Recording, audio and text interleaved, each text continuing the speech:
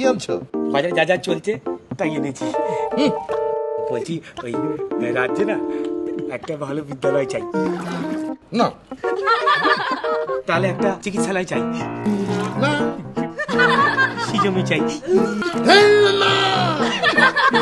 রাজকন্যার সঙ্গে আমার বিবাহ চাই।